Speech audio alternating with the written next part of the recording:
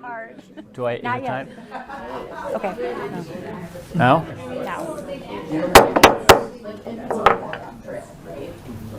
Thank you. I'd like to call to order the August 6th Park Board meeting. For any of those who have been tuning in and waiting desperately for this meeting to start, apologize for the late start. We had a meeting before this with the city manager and attorney just to help us understand city governance and our responsibilities as commissioners or as board members. With that, I'll turn it over to Leslie to call roll. All right, thank you. Christie. Here. Hanley. Here. Lehrman. Here. Schultz. Here. Samersky. Here. Vitale. Here. And Chair Ingraham. Here. Okay. Do we have approval of the agenda, or does anyone have comments on the agenda? And just to point out, we do not have an addendum tonight, so there's no addendum with the agenda. And I'll just jump ahead and ask, are there any special matters today? There are no special Okay. matters. No. So, motion to approve the agenda by someone? I'll motion to approve the agenda. Second. All right. Christie. Approve. Hanley. Approve. Lehrman. Approve. Schultz. Approve. Samersky. Approve. Vitale. Approve. Chair Ingraham. Approve. All right. Okay, we have item 4, approval of minutes. You've all had a chance to review those. I will just comment, this is the first time we've had new administrative policy around how the minutes were taken, so they might have read a little differently than in the past, but the same process that's being done with the city council is being used for our meetings. So I found them a little bit more truncated in areas where Kathy was really good at capturing everything, but I think from my perspective they captured the meeting. The intent. But any comments, questions on the minutes? So a motion to approve the minutes. I move to approve the minutes. I'll second. All right. Christie. Abstain. Abstained. Hanley. Approve. Lehrman. Approve. Schultz. Approve. Samersky. Approve. Vitale. Approve. And Chair Ingraham. Approve. So now we're at item 5, the citizens wishing to discuss items not on the agenda. Do we have any people here tonight that want to bring anything up that's not on the agenda? Okay, that doesn't appear to be true, and there are no special matters tonight, so we'll go to our business items. The first item is the draft of the Cullen Nature Preserve Master Plan. Yes, and so thank you, Chair. We have Matt Kumpka here, our Park and Trail Project Manager. He is going to present on a draft master plan for the Cullen Nature Preserve property. And so you've seen and probably are familiar with the property. We've done restoration work on the property. We have a restoration plan that was brought to the Park Board, I think, end of last year, if I remember correctly. And so the post plan, the Park Open Space and Trail Plan, one of the action items in that plan is to complete a master plan for this particular property. So I'll turn it over to Matt and he can present. And then I know we do have at least one group that would like to speak after. Thank you so much, Park Board, Chair Ingraham. Make sure my mic's on. So the Cullen Nature Preserve has been a site that I've been intimately involved with as I've come over to the city 3 years ago now. We've been performing active restoration on the site, and it's really excited for us to potentially be opening it to the public fairly soon here. So we are underway with our master planning process. We hired Bar Engineering to help. They're the folks, the consultancy that help with our natural resources master plan. They have a deep understanding of what it means to do ecological restoration in a suburban setting, and we thought them well suited to assist us in this process. So a little bit of a background. The park master planning process was a goal identified through the POST plan, the Parks Open Space and Trails System Plan. It lays out a 15 to 20 year roadmap for planning and implementing, prioritizing these park improvements. The goal is to help us figure out where we want to put our efforts, where we want our money to go, what makes the most sense for building out a park system that invites and welcomes as many people as possible. We started this master planning process earlier this year. Well, actually it began late last year because we had an open house late last year. And it has been ongoing restoration for just about 4 years at this point. So we're collecting feedback from citizens. This is the first version of the plan that's been pushed out to the public for comments. But we've worked closely with the Friends of the Cullen Nature Preserve and Bird Sanctuary. There's a couple members here tonight, and I'll turn it over to Gerald in a little bit to speak. But they have been a key partnership through this effort. We've worked very closely with them during the restoration process, both the planning leading up to the restoration and then a lot of work on the ground. So I'll highlight them a little later in the presentation here again. So this master plan is really about the human use. How do we get people on site while providing an experience in a natural setting? So really we want to provide resident access to experience these native plant communities, to see the restoration in process. We understand that the Cullen Nature Preserve has a very distinct natural focused sense of place about it, that it's really not focused on active restoration or recreation, but more of a natural experience in native plant communities. Part of the master plan considers park access. How do we get people to the site? How do we get them in? And how do we sort of create a threshold to welcome people, letting them know that they're entering something somewhat special. We want to use the potential design on site to support these key partnerships with friends and other volunteer communities. The master plan also sets out some design standards, so how we actually construct and maintain the trails, for instance, in the future. And then signage and interpretive elements that would help explain the restoration process, the value of these natural native plant communities, the process of restoring, so folks visiting the site would understand what that looks like a little bit more. So high level, those are some of the major considerations going into the master planning. This is what the cover looks like. Pretty photo, of course. A lot of the images we took from the Friends websites, or I asked directly, and they were kind enough to send those along. So a little bit of the history of the Ann Cullen Smith site. It's a 30-acre parcel. It was a historic homestead site. It was under conservation easement with the Minnesota Land Trust since 2005. And I'll describe that a little more specifically. It's been owned by the city since 2015 and has been closed to the public ever since. It was quickly identified as an ideal site for a natural resources restoration. A lot of that is related to the specifics in the conservation easement. I'll get into those particulars. And restoration really began in earnest in 2022. So the conservation easement is with the Minnesota Land Trust. So the previous landowner, Ann Cullen Smith and her family, set aside the land to be protected for, to never be developed for housing or any other significant structures, and to be always available to the public for nature observation, study, and reflection. The easement does allow for parking, trails, benches on site, some signage, some things to help to enhance that educational experience when it comes to the outdoors. And we work closely with the Minnesota Land Trust, where they do yearly inspections on site to make sure we're doing the restoration in the appropriate ways.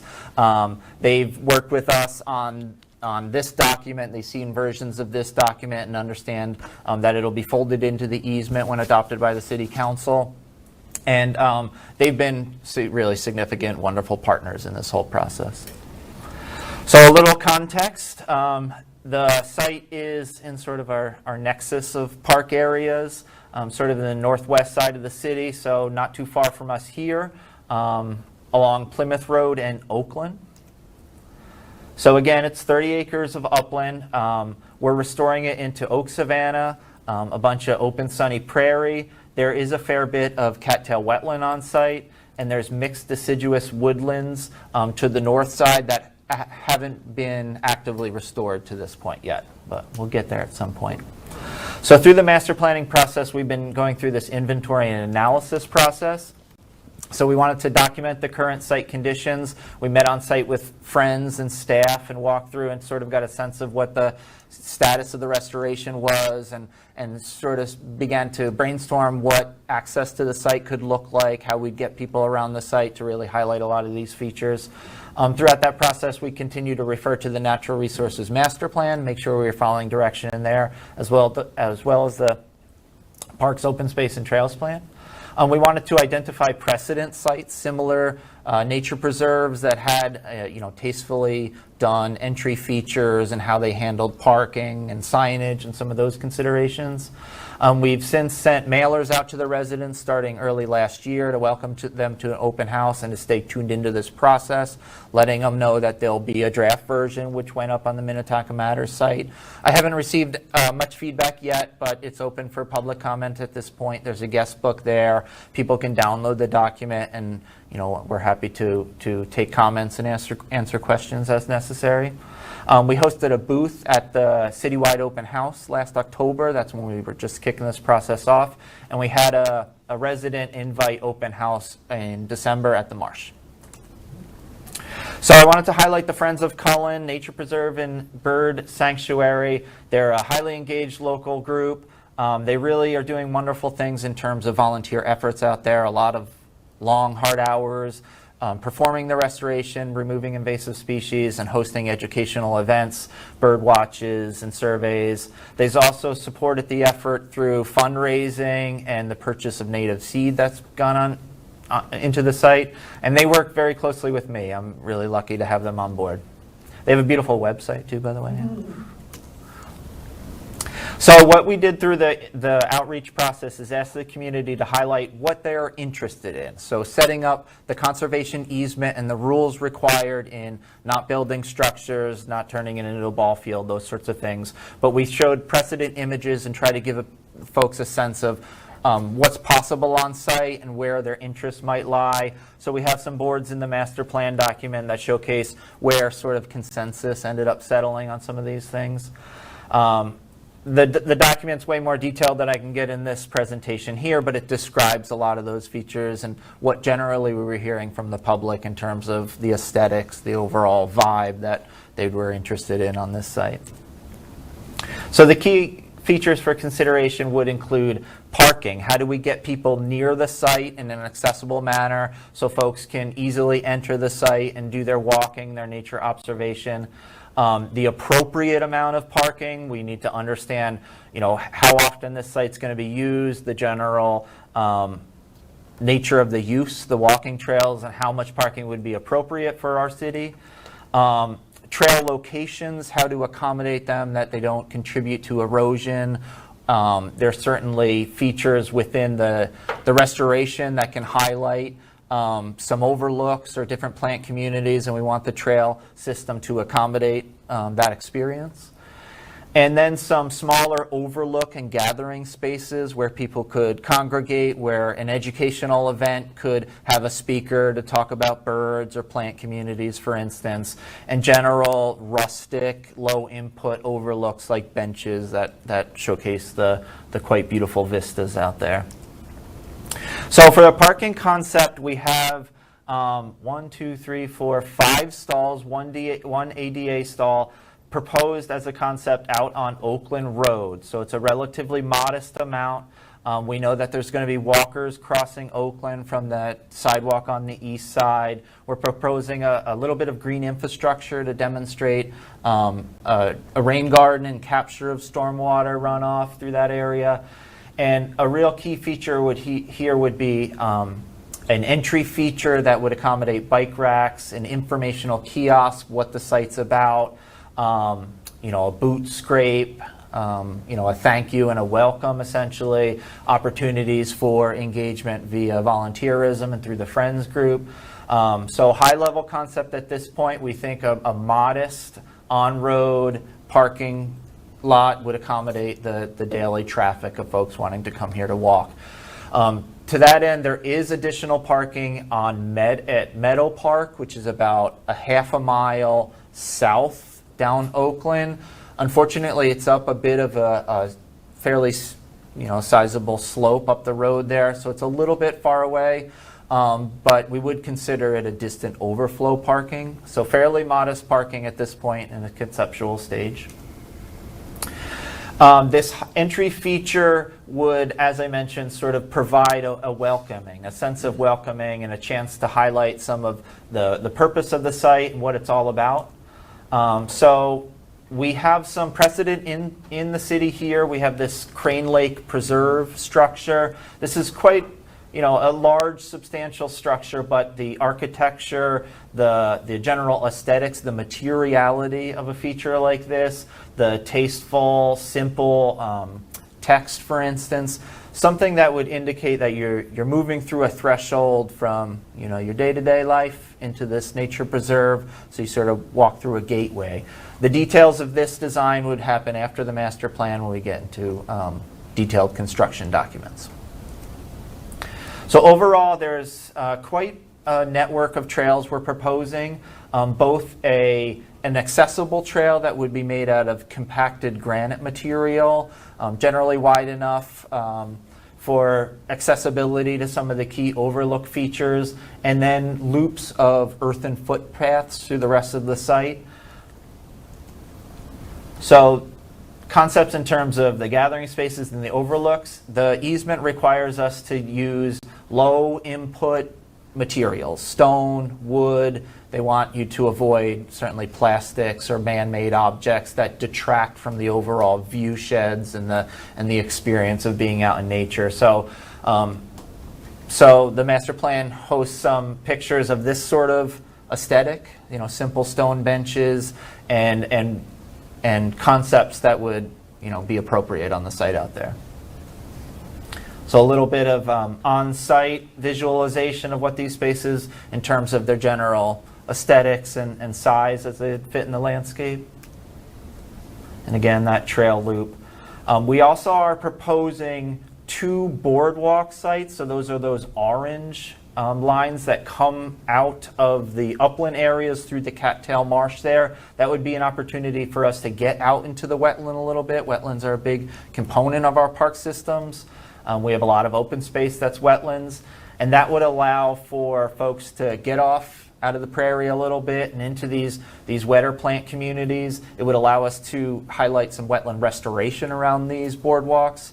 Boardwalks need to be designed thoughtfully for longevity and maintenance, so there'd be a lot of consideration in terms of the materials that would go into these to balance that longevity, but also fitting into the characteristics of the materials we're required to use on this site.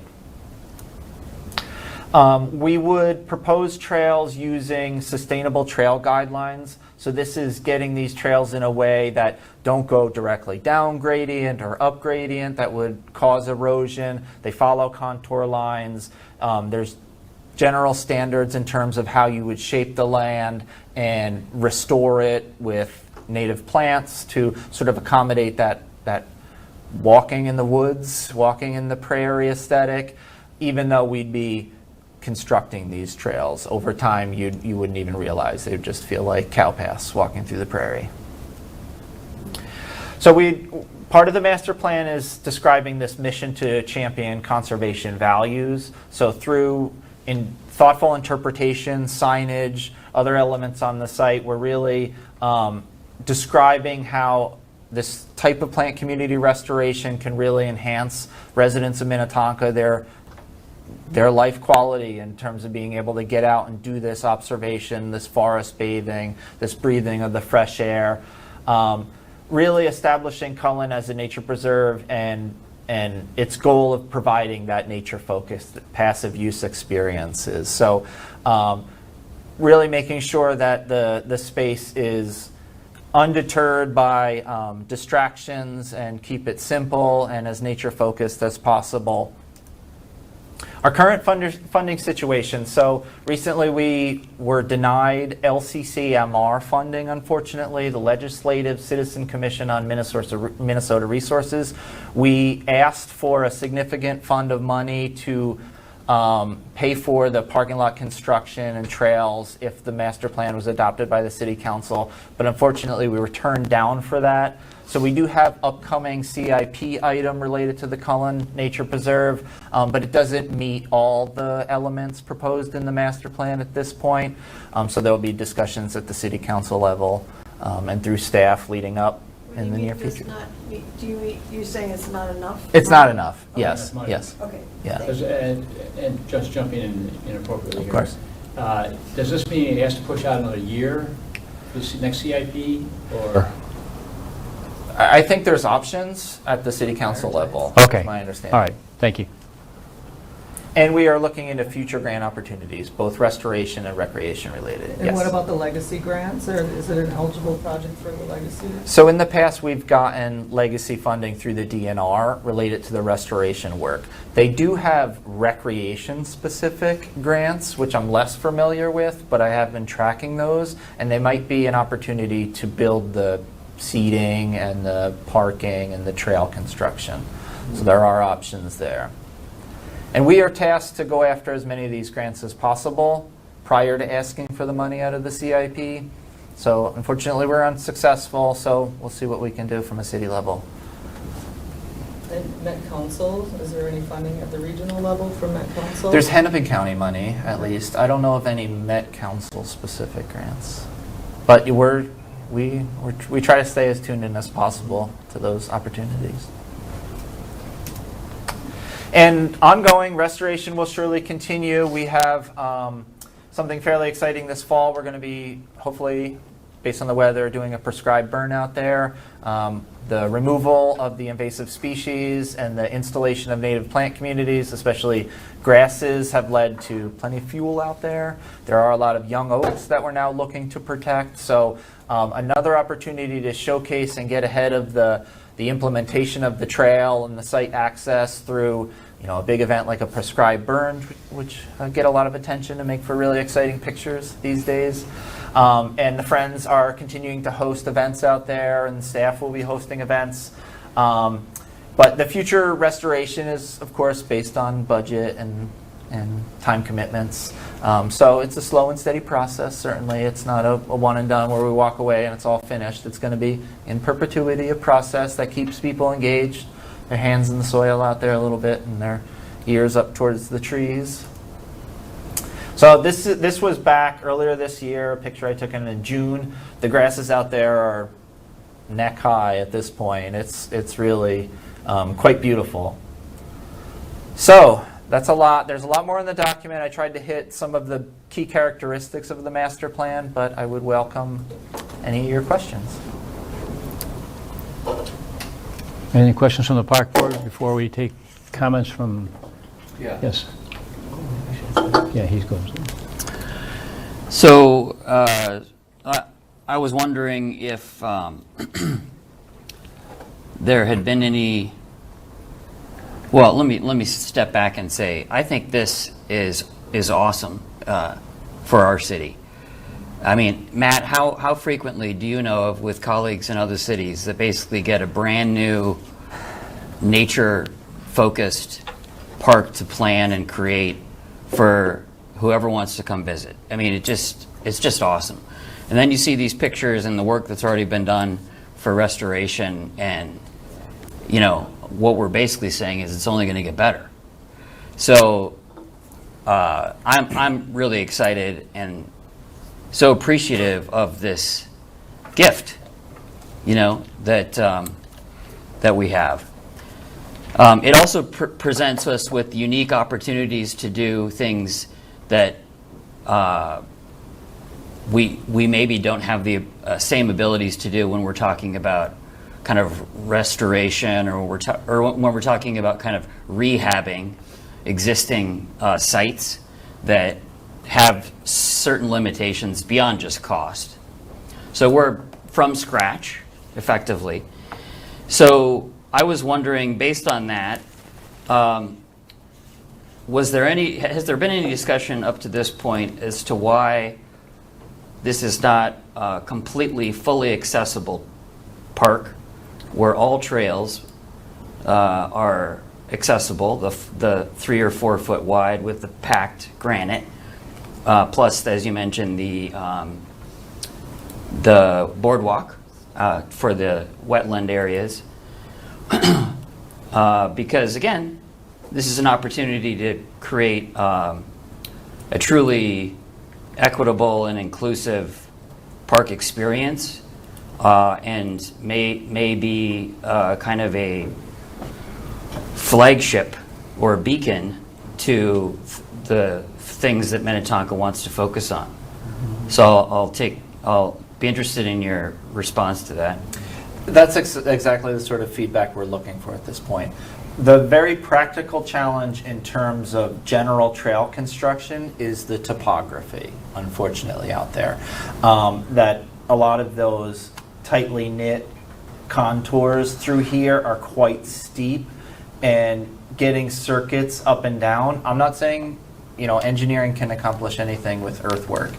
So this was our first stab at what would be an experience in terms of an accessible loop. How further we could go with that accessible trail, we'd have to look closer at retaining walls, potentially more earthwork to meet those ADA requirements in terms of slopes.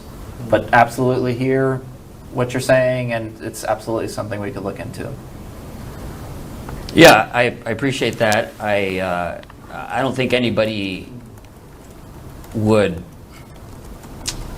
not anticipate additional cost, additional revamping of what the plans look like to accomplish this, but I think it should be a priority. And again, it's an opportunity to do something equitable and inclusive the first time, and not say, well, we'll look at it in 10 years, right? The ADA is like 35 years old, and we're still kind of saying, wait, we'll catch up, we'll get it right for you in terms of our role, Parks and Rec, and so I do want to elevate that. I also was wondering if I didn't see this in the bar report, which was beautiful and extensive, but I read the whole thing, but I still didn't see any acknowledgement of whether there had been so there wasn't something stated about an accessibility analysis, so that I couldn't then say, well, I can read these topographies only so well. Sure. Just to be frank, but that wasn't shown. So my assumption then is there wasn't a specific, fully detailed accessibility analysis. And then we're in the information gathering and feedback stage. Yep. But I didn't know up to this point if you or BAR had done any specific engagement with disability groups about design and that. I do recognize that the best practice is being utilized in terms of the trail makeup, but I just was wondering if there's been any specific engagement with disability groups. We have not done that specific engagement at this point, but that's the type of feedback we're looking for, and that's something certainly we could accomplish that could change this plan for the better. Page 19 does have the topographical lines with the grade changes. It looks like it's about 40 feet. So that's pretty significant. And then you're looking at the trade-offs and the benefits. And you're also looking at the restrictions from the conservation easement in terms of how extensive. Development. Yeah, Yeah.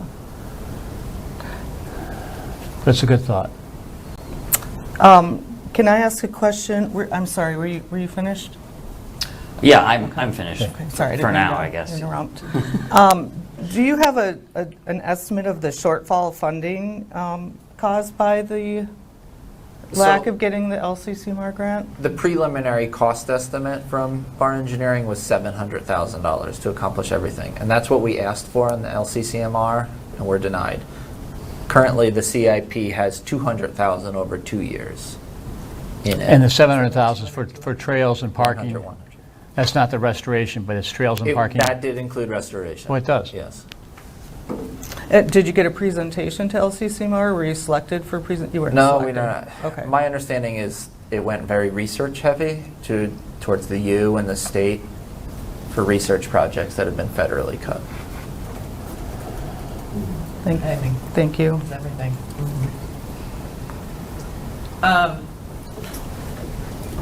Go ahead, Katie. Someone else want to go before me? You want? Did you get your questions answered? I did, thank you. I want to talk about parking. Yes. Only 5 spots. For this investment, and for the amount of people, like to justify the public being able to access it, and it's not super walkable. It doesn't look like there's sidewalks to get there. On the So far side. almost everyone, is that a sidewalk or is On the- that on the- just a on the- shoulder? On the east side, there's a sidewalk There is an existing sidewalk on the east side. of Oakland. So Well, to that east accomplish a is sidewalk, towards Ridgedale. Okay, Yeah. so is that red line a sidewalk? Yeah. It looks like Yeah. a shoulder. No, it's a sidewalk. this Okay, is an so off-grade sidewalk. surrounding residents can walk to it. Makes me feel They would have to cross Oakland. yeah. Unless That's they're okay. north or south, they could walk on the shoulder. But no, Yeah, the safe we don't route would encourage be that, yeah. crossing and then crossing again. Yeah. It looks like the space, there's space within that parking area that could be another 5 spots, but it's like a little green space or something. Well, this is I'm just the concerned for time the- to yeah, get an for the investment that understanding it's of in what's right. What's that balance? Parking is expensive, certainly, and takes maintenance dollars and produces stormwater runoff. So we want to make sure that we're full. Or if there's like a generally. phase 1, phase 2, like if it wasn't enough, Yep. then that right side of that Yeah. lot could be built out. That's a If smart there was idea. that plan, that would be cool. Yep. Be, Alright. phased out when it comes to curb, for instance, and be able to expand as necessary. Ann, did you have a question? I do. I noticed there were, I'm back on again. I noticed that there were several sort of offhand comments about limiting ad hoc trails that people make on their own. Sure. There seems to be quite a, Minnetonka parks have lots of those. And so it seems like there's this feeling amongst the population that it's okay to do that. And I'm just wondering if there's some way to, at least here, to get people to stay on the path. Well, wise trail placement would alleviate that pressure. Often what happens is people see a thing or a view shed that they want to go to and they say, I don't want to take that circuitous route, so I'm just going to go straight across. So trying to anticipate those and avoid that wherever possible. Trail design, there's this concept of prospect and refuge where you're on the trail, you can't quite tell how far it goes, you're facing in different directions as it makes its way through and you're surprised by a vista that comes up on you. So designing in a way where it's an experience and you don't just say, I want to get to that spot, and then there's just a straight path directly to it. So we try to accomplish that with some of this topographic fitting of the trail. Okay, But we'd have to watch for it, certainly. sure. I've been there occasionally helping with pulling garlic mustard and stuff, and it's a beautiful place, and I just would hate for it to be at some point all trails. So that's all. And that's another consideration. You don't want to necessarily see somebody on a trail 30 feet away from you going in the other direction. So spacing of Yeah. the trail. I meant just, I would like people to stay on the paths that you make. Well, if you go out there now, the grass is pretty hard to walk through. So. Yeah. So, go ahead. Is it too soon to bring up dogs again? Is there some thought about whether dogs would be allowed at all, The current since it's a nature thing? The idea to protect that nature-focused element would be to potentially allow service dogs and no other dogs. You have to have service dogs available, or not available, but Allowed. Yep. allowed. Building. They're well behaved and don't chase after Birds. ground nesting birds. As long as they're really service dogs. Yes. Building on the question that I have, and I have not been out there yet, are there a lot of pre-existing trails on the site currently with No. it being a private landowner? Our restoration process wiped any trails that were out. The buckthorn was so dense that it was really hard to move through there, and it was private property, so it doesn't have those kids have been going out there for 2 decades like a lot of our parks have. It was off limits. And our process of eliminating that buckthorn and resowing seed, there's really no trails at all. There's the driveway into where the house used to be, and that's it. So kind of a clean slate. Yeah. Thank you. Yep. Before you, Ray, do you have any questions or not? Following up on the question about parking, I know part of the secondary recommendations were that this would be a focal point for nature-based activities, whether it's bird watching, whether it's stargazing, whether it's school events. I don't know how you can have parking for 5 if you have a school event. They probably can't even fit a bus in there. Yeah, we thought that through. Could you pull a bus in and out? The engineer did do some turn radius analysis that you could get a smaller bus in and out of this parking lot, or would we be forcing the bus to pull up, drop off, go down to Meadow, turn around, Yeah. that sort of thing? I mean, I'm hoping that this is wildly successful. I mean, I agree with what everybody said. This is an amazing canvas to paint on now. It's just outstanding. And if it's successful, like other parks in the city or other areas, like Westwood Nature Center in St. Louis Park, I mean, they're just busy every second, and their parking lot is full, and there's probably 75 stalls.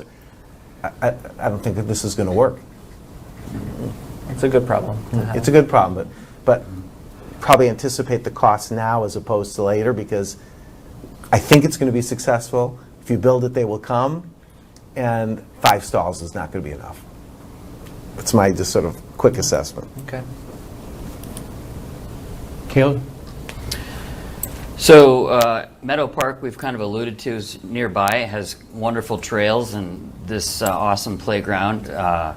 My kids and I were just there last week, and the northwest part of the trail system for Meadow Park we could envision a way for that to connect straight into this sidewalk as kind of a closer connection, because of course it would be a lot of fun if people could effectively figure eight both together in some connection that we don't have an opportunity to do with a lot of other parks. So has that been brought up or discussed? Again, I didn't see it in the bar report, but it's another park, so maybe they weren't looking at that. But I do think it would be a way to effectively expand the trail option,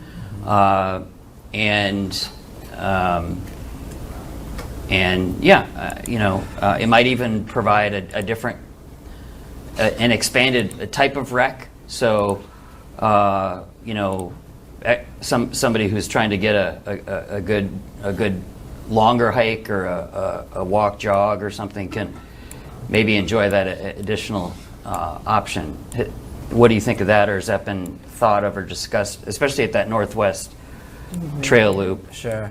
Well, through our trail improvement plan process, we look sort of across the park system, and that's one of our characteristics of why we would prioritize a section. Does it connect park spaces or form some sort of loop? Unfortunately, a lot of our parks, like Meadow, is sort of an up and down. It's a one-way route through the wetland, for instance. So whatever we can do to make that a circuitous journey, even if you're on a sidewalk, a safe sidewalk, or a multimodal trail for a length of that, we do consider that through this process. We were just focused in on Cullen. When we pick up the master planning for Meadow Park, that's the sort of stuff we end up, can we link these pieces together? Absolutely. There actually is a trail from the northwest corner of Meadow to Essex Road, Yep. but it's quite a ways north of Cullen. I mean, the properties immediately adjacent to Cullen are all private homes. So cutting through those would not be possible. But to your point, making the loop is good, and there's not well known, but there is a trail that goes onto Essex. We've had conversations internally with our GIS staff about interactive mapping, that you could punch in your address and say, I want to hit up a playground and a nature spot. Give me a route, and it would give you a connection of those safe routes. So in the hopper, hopefully soon here. Well, I think I'll just make a couple of comments. I think it is, as Caleb said, I think that it is a great plan. It's a great spot. I like the blank or the canvas, new canvas. 2 questions. If you can go back to the one with the trails on it. Yeah, that one. Is there any thought of, well, let's put it this way. The bird sanctuary island is not connected, but in the winter it would be when it freezes. Is there a desire to not have that happen, much to Ann's point, where you wouldn't have a path? Is that like a protected area where you don't want anybody on that? I think we would interpret it as a true sanctuary. That Okay. was part of our conversations with the Friends specifically, that we could get people close via Boardwalk Network, and we would probably have some foot traffic going across there, but we do our best to try to make it clear that that's It's not. for humans necessarily. good. Not everywhere needs to be for us. Good. And you could view it from afar. I'm also, one of the things I like about this, besides all what it is and all the work that's put in it, I like the fact that it's our first preserve. And, we've had this muddled kind of concept about our major parks, which are community parks and preserves, and they really are community parks.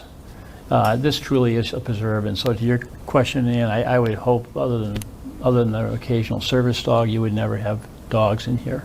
Makes no sense to introduce dogs into an area where they haven't been before, especially if the council acts prudently with Purgatory's plan. Southwest corner out parcel. Is a reference in the plan about potential expansion. I know we don't even have this thing funded yet, but is there any value or interest in the area? You know what I mean? If you go back to your earlier map where it shows the 2 outlots.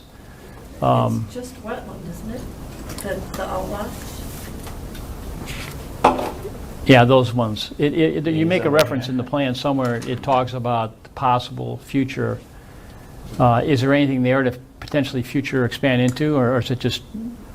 One of the post-plan elements that'll come up in Big Willow master planning that's coming is more boardwalks through wetlands.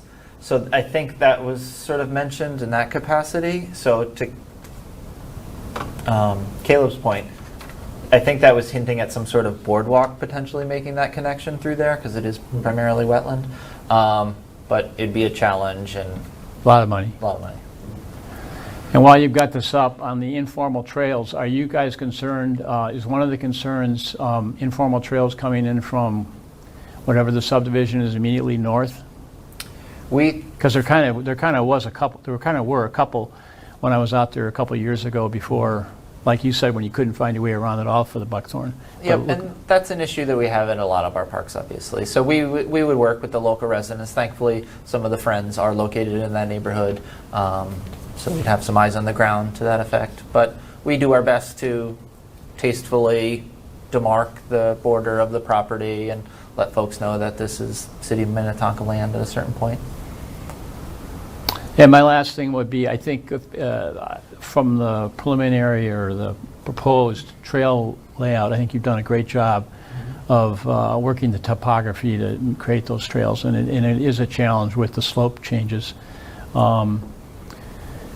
And I'd like to think, as a preserve and with such an active, engaged interest group, that the hint of an informal trail becoming established would be quickly, squelched by just the volunteers and other people kind of making either a point of that. I really think, and plus your trails already kind of hit all the high points pretty directly. So I think it's just a great job.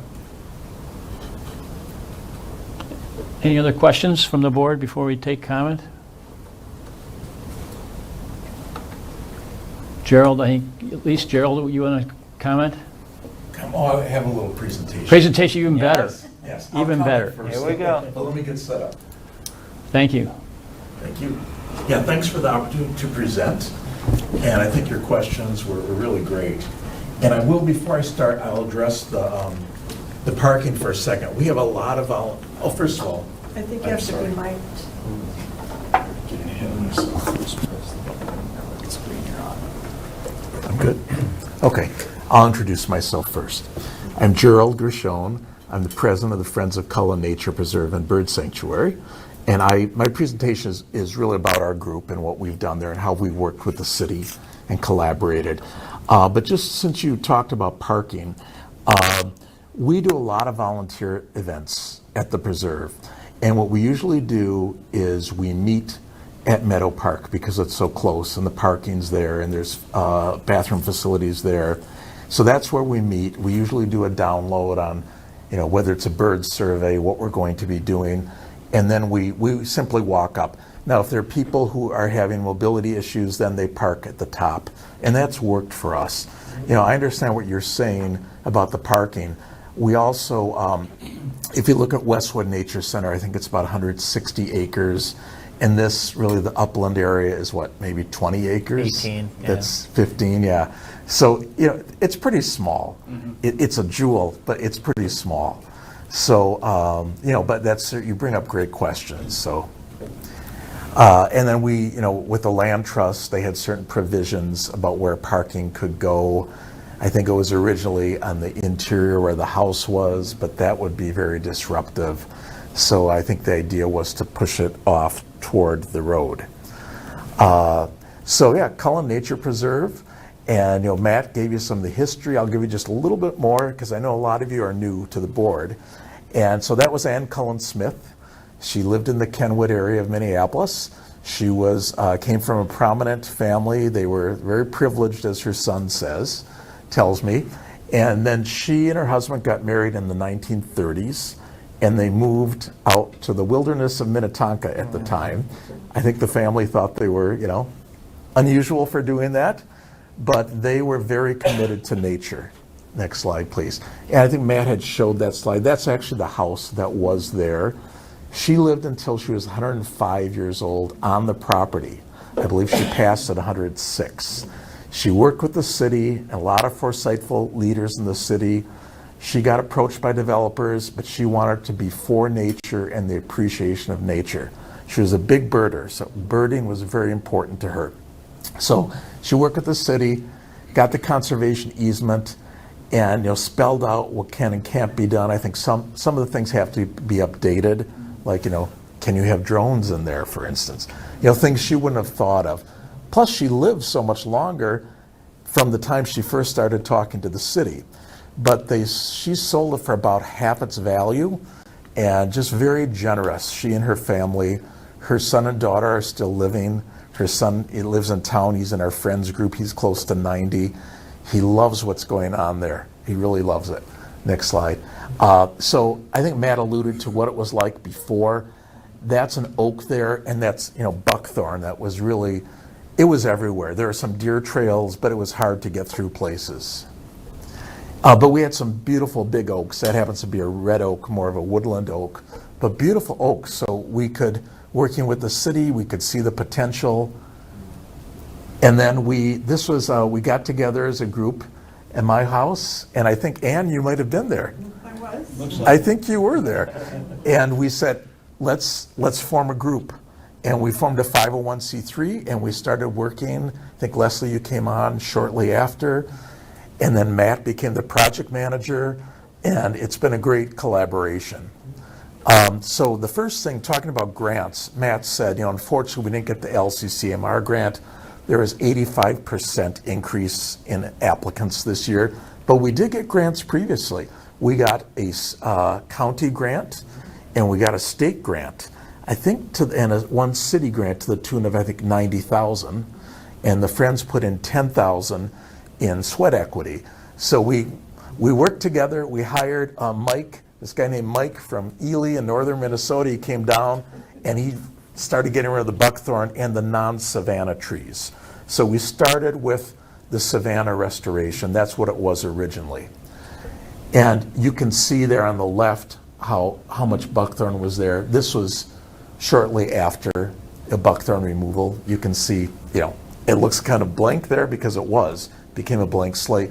But savannas, I think, they're our most threatened ecosystem. There's hardly any. So to have a savanna, even though it's small, 12 acres, in a city like ours, with a lot of people can experience, is incredible. And then the Friends got busy. We did hand sowing of seeds. Matt worked with contractors, and we hired, this was actually garlic mustard removal. We did tons of that early on, and it really has paid off. And then another unique thing is we do a lot of research. I know the term citizen science is used a lot. I think this is just science, really. It's so we have a crew that does vegetation research. So we have a 3-meter square plot, 18 of them throughout the preserve. And I believe Katie, who's one of our board members, Katie, raise your hand, please. She's great at identifying plants. So we go there, someone's recording the plants, and we've been doing this for years, and we're seeing how it's changing and how the biodiversity is changing.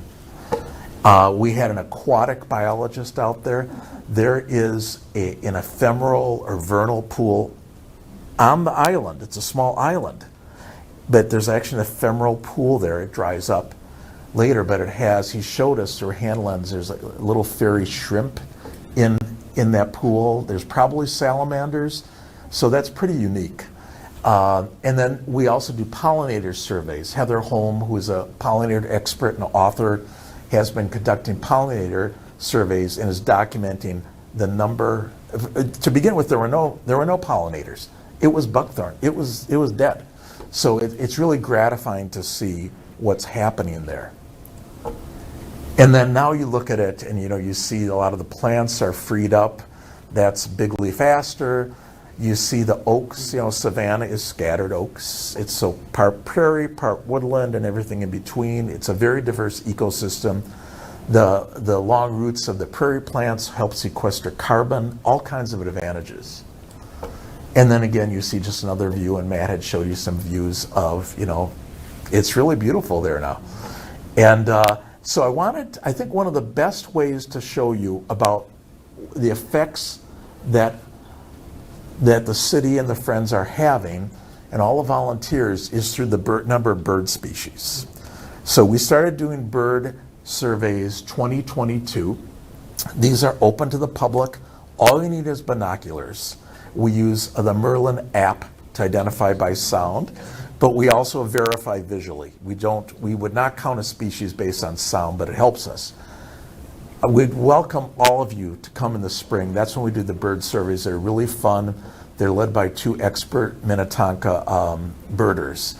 And so this was our baseline. I think it's 36 bird species.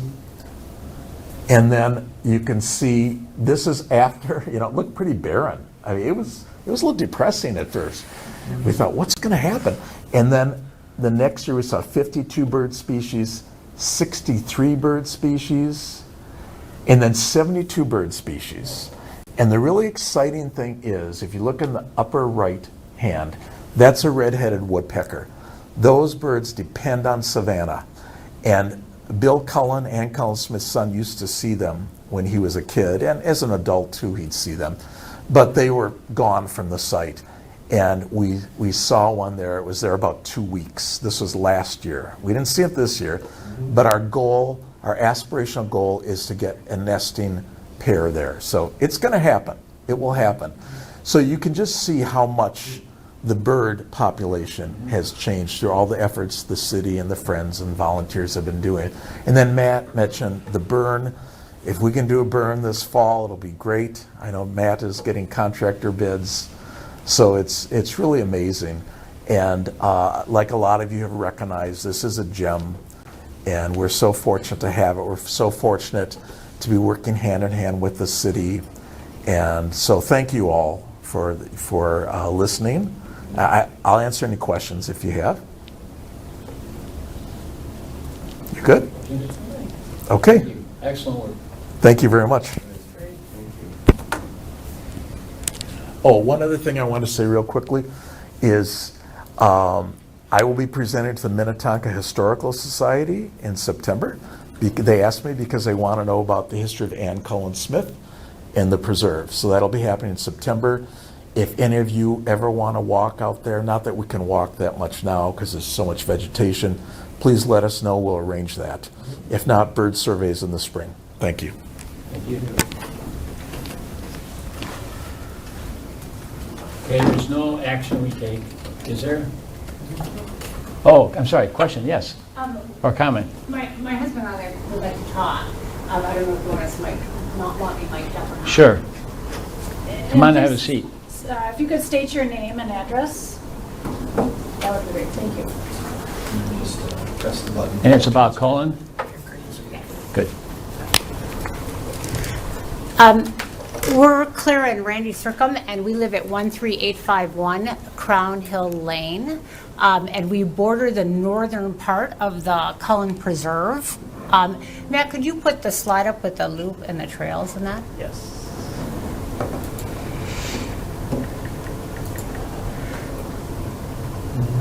So our property borders the Cullen Preserve, which we love, and we really support the Cullen Preserve. Our concern more is the trail system that is being proposed.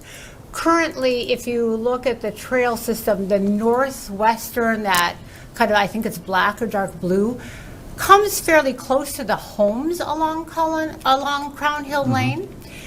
There are 8 homes along Crown Hill Lane, and 2 of the 8, or 25%, have been broken into in the last 20 months.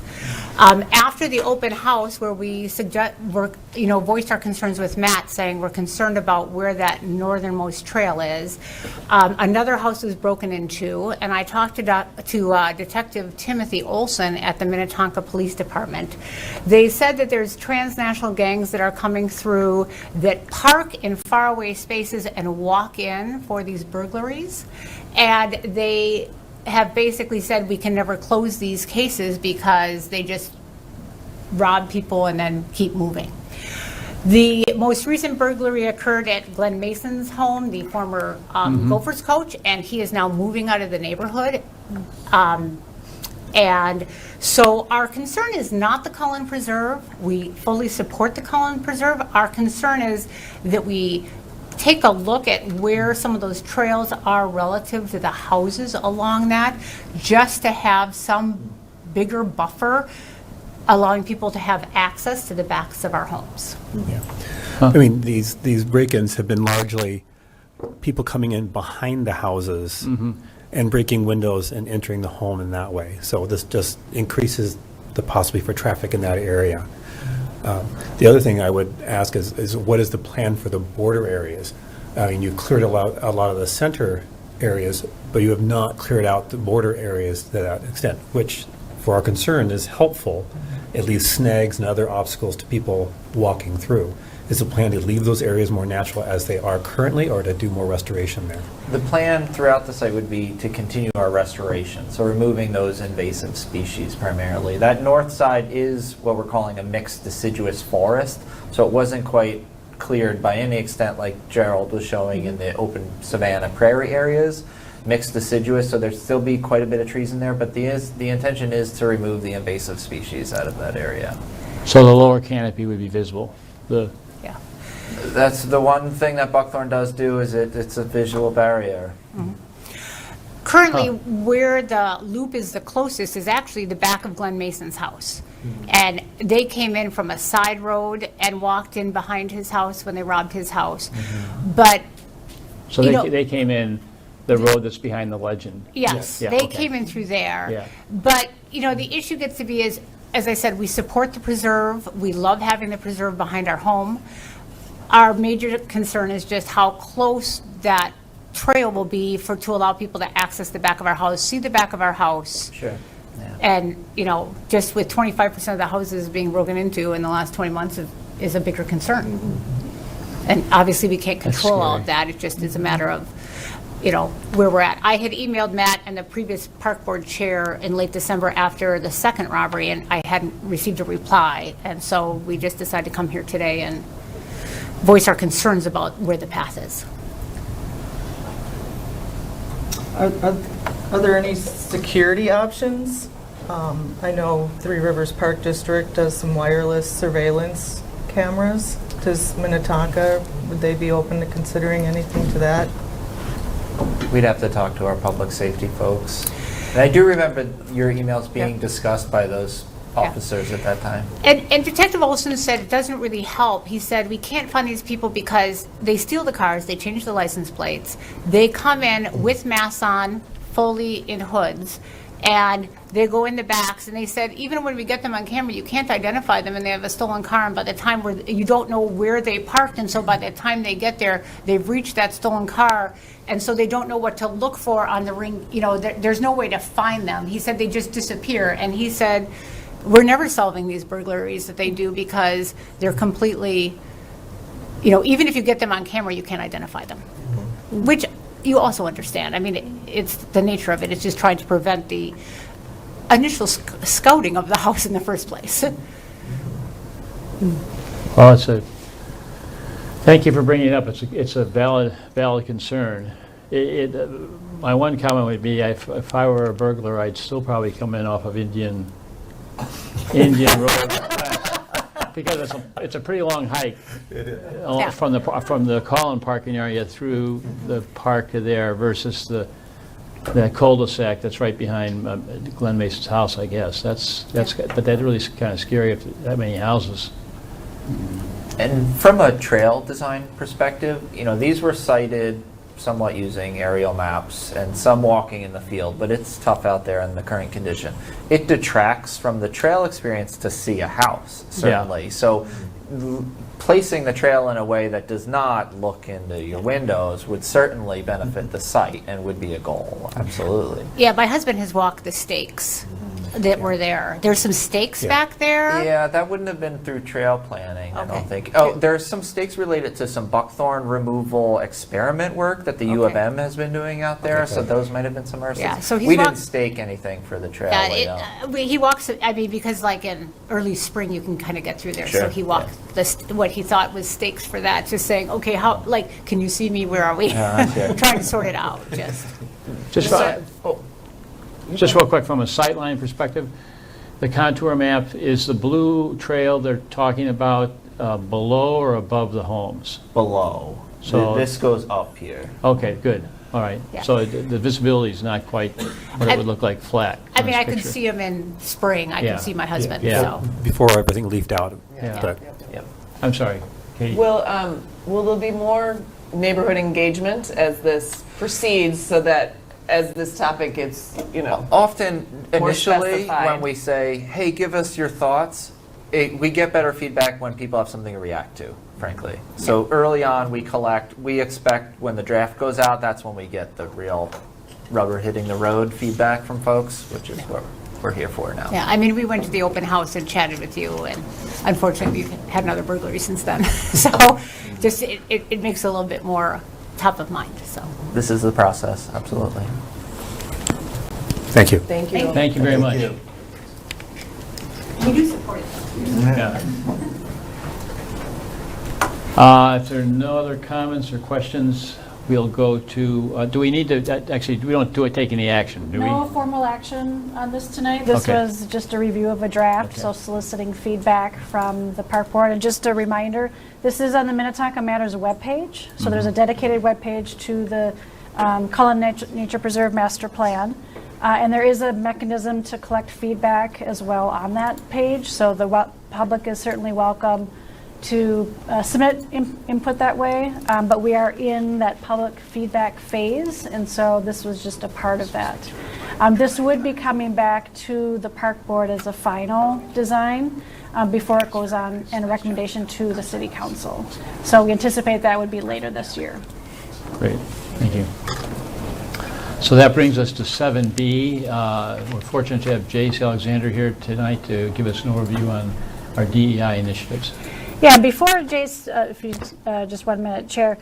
So as you remember, last meeting, we did have some conversation around diversity, equity, and inclusion. And we do have our staff here, Jace Alexander and Kareen, and they'll introduce themselves because there's a few of them.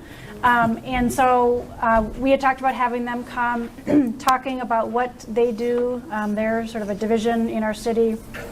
They work internally. They also liaison with the DEI Commission. So they're going to provide some information related to that, and then certainly happy to take any questions. This also is going to kind of tie into in October, because if you remember in September we have our joint Park Board City Council. There'll be a brief meeting and then a tour. But in October, our sustainability coordinator will come and talk about the sustainability work that the city is doing. We have a sustainability commission, as you know, and so it's just because obviously sustainability touches every aspect of the city, including our parks. I wanted to make sure that she came in and provided some background for you guys so you know what's happening. You know, some of it's outside of your purview, but some of it certainly touches what you focus on as well. During these presentations, just think about, in terms of the park board and what you're working on, probably in November, and so for those of you who've been here before, you know that there is a strategic plan for the park board. We'll start revisiting that in November, do some kind of draft feedback and make some edits if needed, and then it'll come back to the park board likely in December. It will also incorporate a 2026 work plan, because the council likes to see not only the strategic plan but also the work plan of the city, or of the park board, excuse me. So when you hear these presentations and think about these topics, think about that in relation to the park board strategic plan and what might be coming up, and maybe some recommendations or things that you want to change, not only in that strategic plan but also in the work plan going forward. So I just wanted to point that out. So with that, I will turn it over to Jace and his group. Thank you. Like Leslie said, my name is Jace Alexander. I'm the DEI supervisor for the city. And so we thought we'd just come tell you kind of some of the things that we're working on, some things you might see a correlation and be like, oh, that could make sense for us, and some things you'll be like, oh, that's just a cool thing you're doing. So we'll just share a little bit about what we got going on. I'll let my team just introduce themselves real quick before I get started.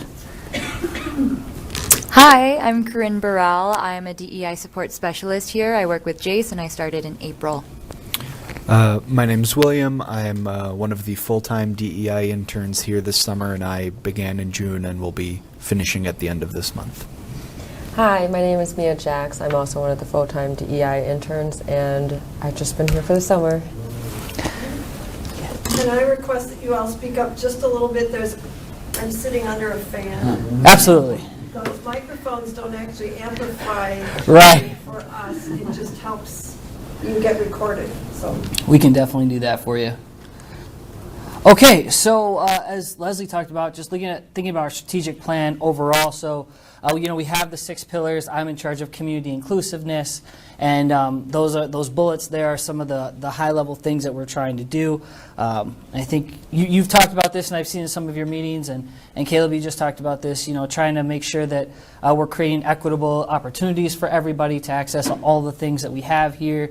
Enhancing community representation through some of the images and art that you see when you go through our cities or through our parks, and then overall just trying to make everyone feel welcome and engaged. And so just some highlights of things that we've done in community events. We did Expressions of Blackness in partnership with the City of Hopkins. We've had our sensory-friendly fire open house. This year we sponsored Tonka Pride. I don't know if you got a chance to get out there at Back Channel Brewing this year, but that was a pretty cool big event. And then we also had Juneteenth here at Ridgedale Commons, also in partnership with Hopkins, and we had Sounds of Blackness come out. So that was cool. It was very hot, but it was cool. And so you'll see one of the things that we're really trying to work on is, there's only so many dollars, and how can we share them, how can we spread, and so you'll start to see more and more collaboration between us and the City of Hopkins for some of the events that we're working on. And some things that are coming up, we have our Latino or Latine community event. That one's going to be in Hopkins at their downtown park. I believe on the 21st is the date we've settled on, and it'll be from 2 to 5, and that will be in the Minnetonka memo, so you'll see that come out. And then World Fest is something that we're kind of thinking about in the works. Don't know if it's actually going to happen this year, but we're working on it. And then Indigenous Peoples Month, doing some kind of celebration for that. So those are some things that are coming out externally. And then just so you can get an idea of kind of like what some of the things that staff are working on, we participate in National Day of Racial Healing across a bunch of different cities, and usually there's like a speaker or some kind of panelist that are talking to staff. World Day of Social Justice we do, and this year we did Women's History Month, so Women in Public Service panel, so that was kind of cool to have women come and talk about like what their path was to city leadership or government or wherever they are, but that was a really cool thing to see. So we're trying to do that as much as we can for staff, and we invite neighboring staff cities as well. And then we also do, so I do a lot of our training here in-house. Prior to being here, I taught for 7 years at the Blake School, and so I kind of just brought that along with me. And so I do like Autism 101 training, just again trying to help staff understand like what might this look like in the workplace as we continue to diversify, and what could you expect, and how can you be supportive and accommodating of everybody.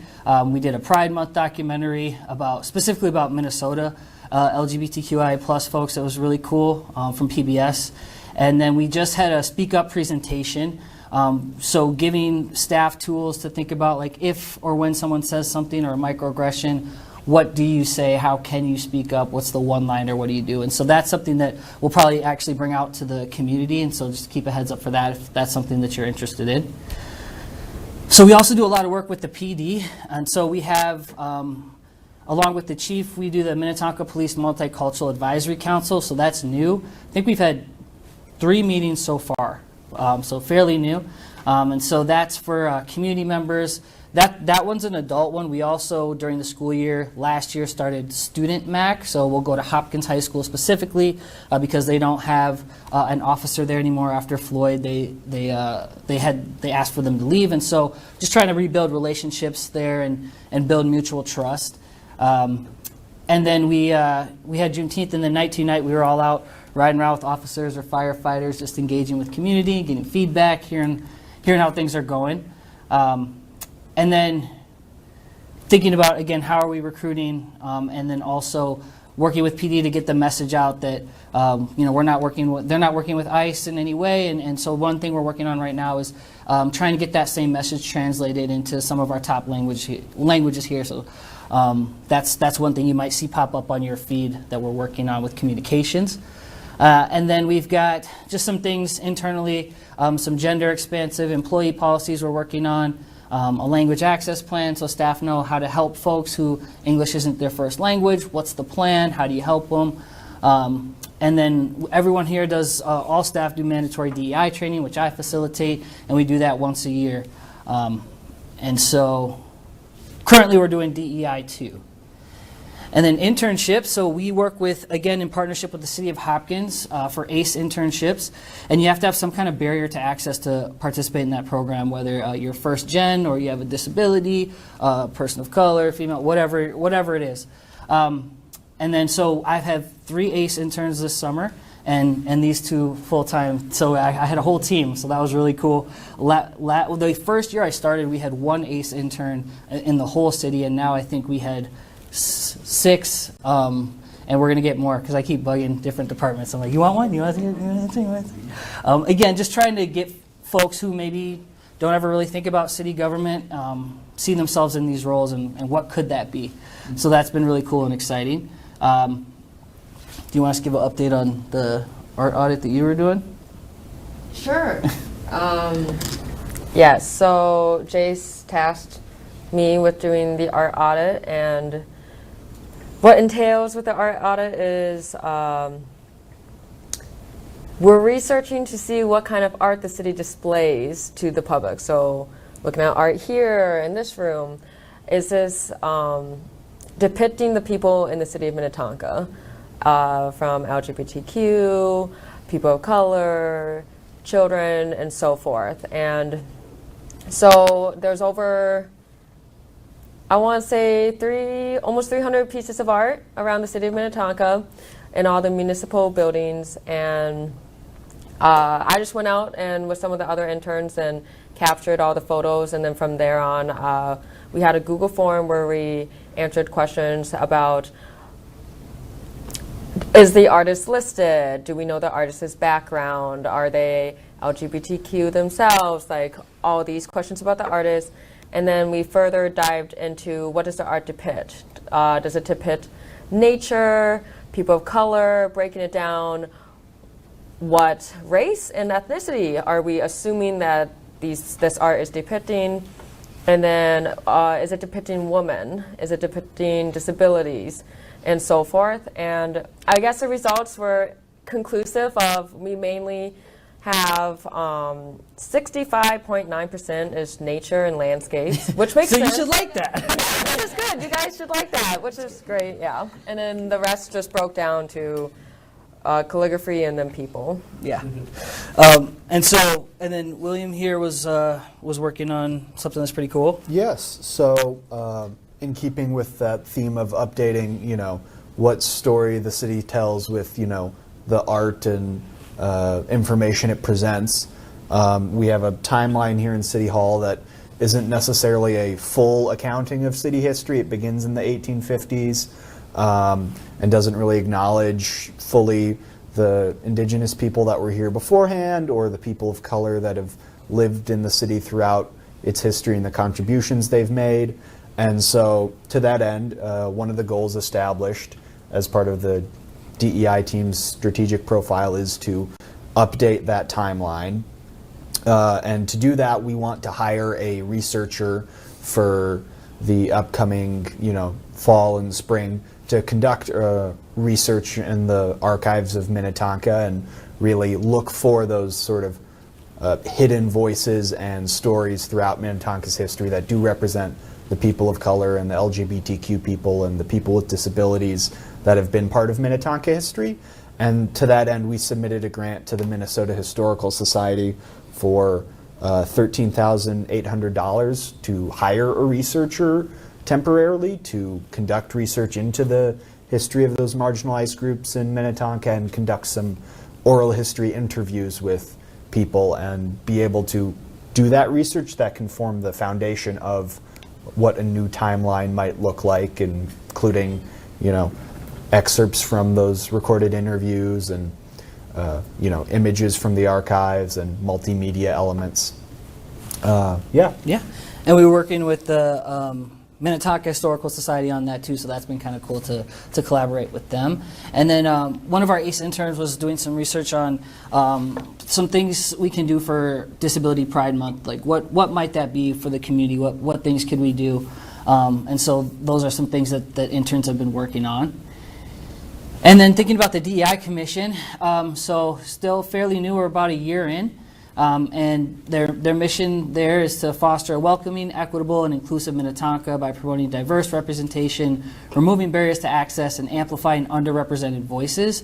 The Commission supports inclusive spaces where all humans across all backgrounds and identities can thrive, lead, and be heard. And so they have 3 working groups, arts and education, planning and strategy, and events and communication. And so as we think about, to Leslie's point, what different commissions are doing, all these commissions are doing really cool work, and so we're trying to think about how and where it makes sense to collaborate or to get feedback from different commissions on different projects that we're working on, just so that we have more eyes on everything so we all can feel like a little bit at ease, like, well, we talked to a couple different groups and we're feeling pretty good about moving forward with this or whatever the case may be.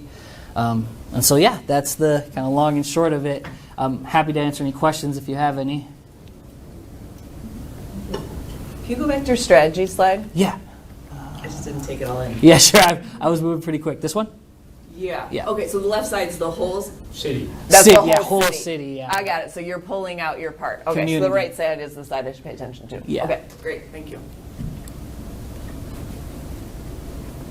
Where are the parks on that one? Well, we have, Safe and healthy community? there's livable and well-planned, safe and healthy community, sustainability, resilience and natural environment, Okay. So it's scattered throughout. Yeah.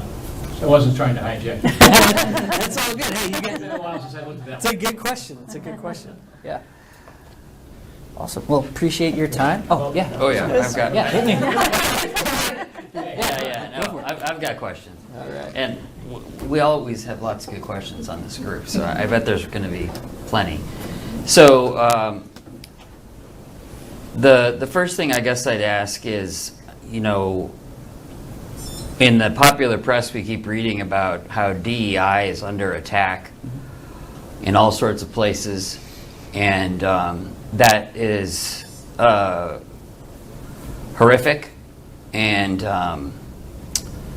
you know, so I'm wondering where we're at as a city, and you know, your actual positions and the continuation of the commission. So that's my intro question. Sure, good question. Yeah, you know, again, when you look at our strategic profile, community inclusiveness, this is what the council wants, and leadership is for it. We don't have any pushback coming, at least from our leadership teams, and so right now, feeling very good, feeling safe. As I said, I have 5 interns this summer, right? And so it's, you know, one thing I do appreciate is the council has said that this is important, our leadership has said this is important, and one thing I appreciate about the city is that they're willing to not only say it, but put action behind it, right? And so getting me full-time help, you know, with Corinne coming on as a DEI sports specialist, you know, I get 5, you know, interns this summer, and so I think for me, the proof's really in that. It's, you know, they could shy away. They could say, oh, no, 1 or 2 or none or whatever, but that really hasn't been the case. So I'm feeling pretty good, feeling pretty supported. Yeah. So just to follow that up, I'm very glad to hear that. I was wondering if things that I've seen in other kind of spheres would be at all relatable or helpful, and I don't know what the particulars are within the city, but you know, AmeriCorps is often involved in public health realms and other realms that provide you know, service opportunities for all sorts of people, and I don't know if that's an avenue that you've thought of or you've talked with city manager about to have, again, more continuity or year-round kind of active. It's not an internship. I mean, it's a service, U.S. service program. But was curious if that's been on your radar, or if that's already been asked and shot down, or whatever. No, yeah, I think for me, I always say I'll take all the help I can get, and so I think the other reality, even for myself, is just realizing, like, I've only been in this role for 2 years, and I'm moving quick on a lot of things. And this was kind of the first summer where I could kind of like really take a bird's eye view for a second, because I had so much help to look at like the whole picture. And a lot of what we're doing right now is creating baselines for, to your point, the work that we want to continue doing. And a lot of my focus within this past year has been on the ACE program and trying to grow it, because we already have this connection, we already have everything in place to build it, but I'm not at all opposed to connecting to other folks or trying to get more help. I think one of the things too we're trying to do is work with the schools to think about, is there credit that students can get for, you know, doing certain parts of a project like this timeline that we're working on, or things like that. And so I'm always open to ideas and getting more help. I won't say no. So. Yeah. Jace, you've accomplished a lot in a short time, and you have a pretty comprehensive plate here. Yeah. Where do you see when do you think, or where do you think engagement with some of our initiatives at Park Board would be? Is that further down the road, or are there things in particular you've seen already that would be of interest? Yeah, and I think Matt sent me some stuff after your last meeting, and so I think that's another key part of what we're working on this year. Again, all these departments in Minnetonka are doing really cool work, and sometimes it's a little bit siloed. And so one of my goals is trying to figure out, all right, what are they doing with parks, and how can we integrate and all that. And so that's kind of new-ish for the city. There's lots of departments that work collaboratively, but just from a DEI lens, trying to figure out what everyone's doing and how we can connect is one of the big things that I'm working on right now. And so, so if or when, Matt or Leslie reach out or like, hey, can you look at this or come to this meeting, I'm always happy. I don't know a ton about bird watching, but I'm happy to sit and learn and give some feedback. And you saw we have a diverse population of birds now. Right, look at, we're going in the right direction. So, Yeah. So yeah, I think there's lots of opportunity, and again, thinking about with my DEI commission and our chair and vice chair, how can we do that in the most seamless and sustainable way? That's the other thing I'm always trying to think about. If ever I weren't here, which I'm not going anywhere, but how would it continue on? I don't want to try to create anything that would necessarily die with me. And so thinking about how to do that in the most strategic way is one of the things I'm trying to do. I've got one for staff that would relate, and that is sort of one of my hot buttons, or not. Signage at Lone Lake Park. It gets, it's been hung up on, I think, a dialogue around what's the appropriate indigenous terminology and history to. Is that something that has that moved at all, or is that something Jace could help with, or? It's certainly something that Jace could help with, but right now it's paused because we will be developing a master plan for Lone Lake Park. Oh, wow. I can't remember the Kick year. it down the road another 2 years. In 2 years, and so we felt that's probably the best opportunity and most appropriate opportunity to talk about signage and any interpretive features. Well, I think that's a good thing to think about too, is in talking to MIAC and asking about land acknowledgements and how do they feel about it, the feedback I got was it's kind of like a pat on the back for yourself. Unless there's action behind it, they could take it or leave it. And so being that it's 2 years down the line, it might be something cool to think about of like, what is the action we could take to put meaning behind it? Because that was their ask, or that was kind of like, yeah, say the words if it makes you feel good, but it's not really doing anything for our community. And so what's the action behind it would be something cool you guys might want to think about, and we'll think about in the DI commission too, but it gives us a little time. Other questions? Corey. I was just going to ask, are you doing any outreach to the local high schools to sort of maybe get them more involved or get them to see how DEI is an important thing, especially at that young age where they may have ideas but they don't know how to put them into action? Absolutely, yeah. We have 2 youth commissioners on our commission. One's a former student of mine at Blake, and the other is a Minnetonka student.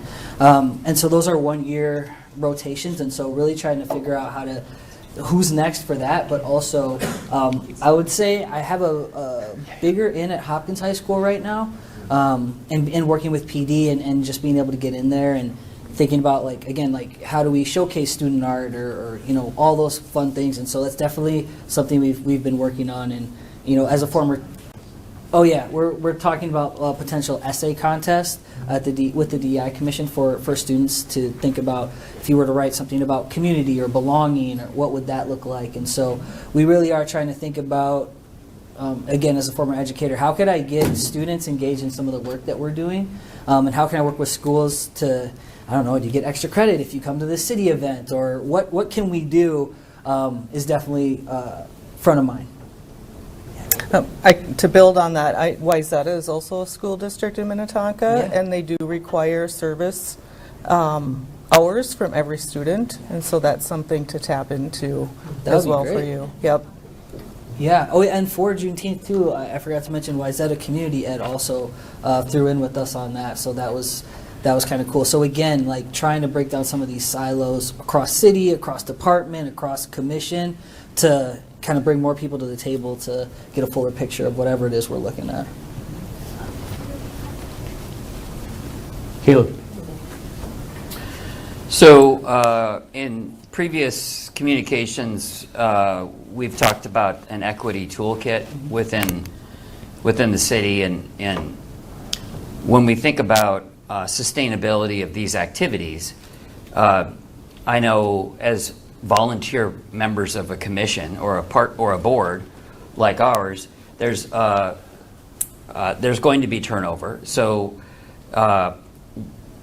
one of the things I'm really wanting to see for this board, but probably as many boards as would be interested based on their membership, is effectively built-in equity assessments that are part of every staff review that it's then presented to the commissioners or the board members.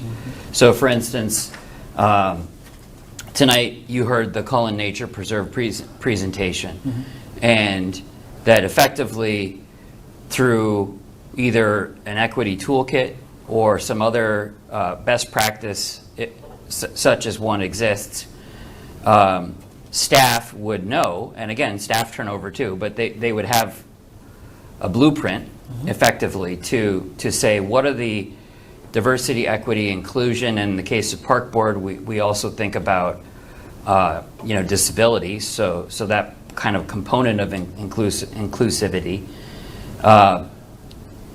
in a unique way. Yeah. But how would how can you kind of bake that into every decision, every review, so that it's not unique and it's not aberrant that somebody who maybe has a special interest or that's a focus just brings it up. Yeah.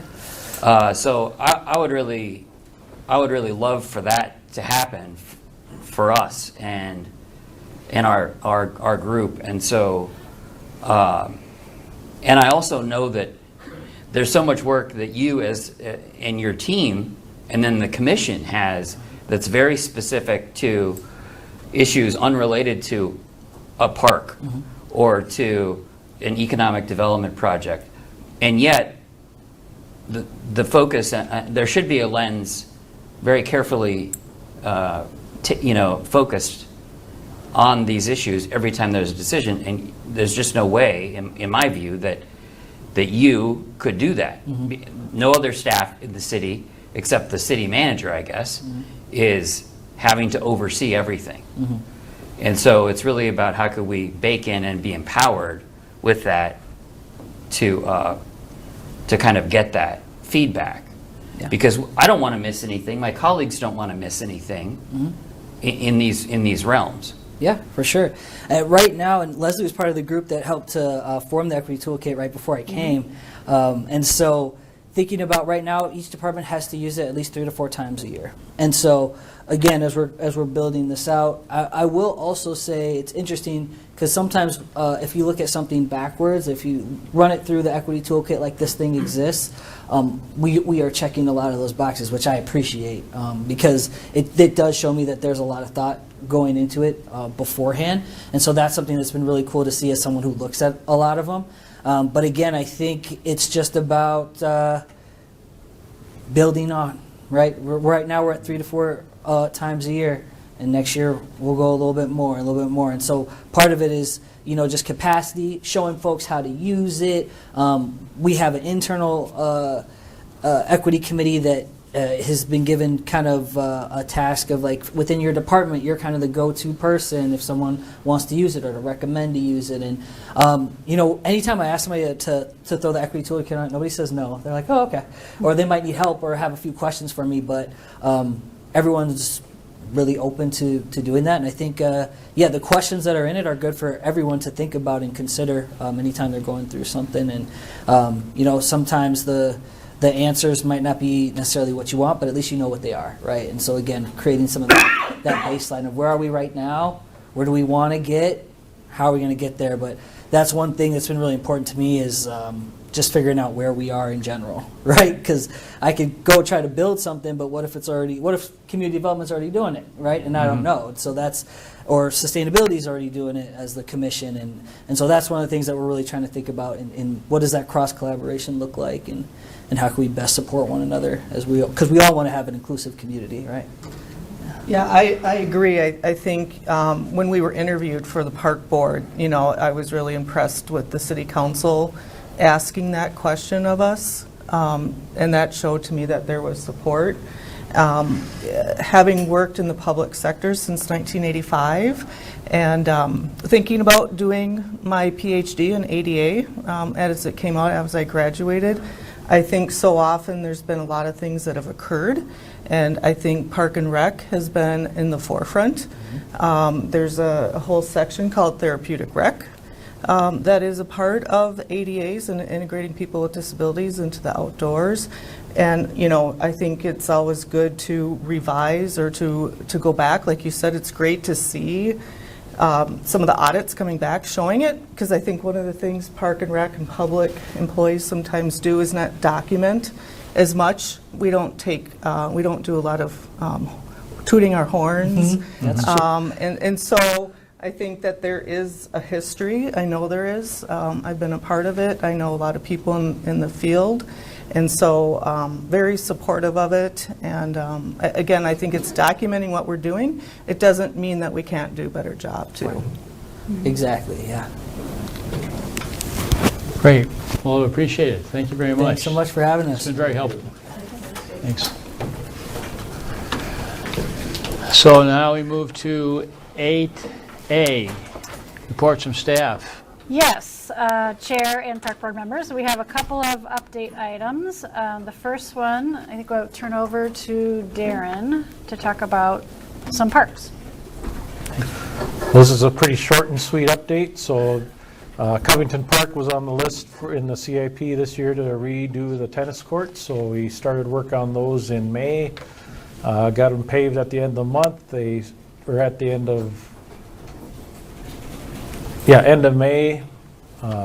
They sat through the curing process. They got the coatings on, so they are now open to play as of the 25th of July. So, and we've already heard from residents that are very happy to be able to use the courts again. So, and then also, also the feedback we had earlier, we did an open house for Oberlin Park about different options for adding pickleball at that court. So the feedback we had from that was to add the pickleball lines and use the tennis nets. So at the same time they did the coatings at Covington, they got the lines added at Oberlin. So those two are checked off for the year. So in my interview again with the City Council, I'm an avid tennis player. Is there a list, and I had received an inquiry once people start finding out I'm on the park board, about the rehab schedule for various tennis courts, in particular Williston. Is there something that maybe you have from before, or a rehab list of a resurfacing of the courts? Part of your CIP? So you're talking about the ones in the Williston Fitness Center? Yes. So I'm only on the outside stuff. Okay. So that part would be recreation. That's Kelly.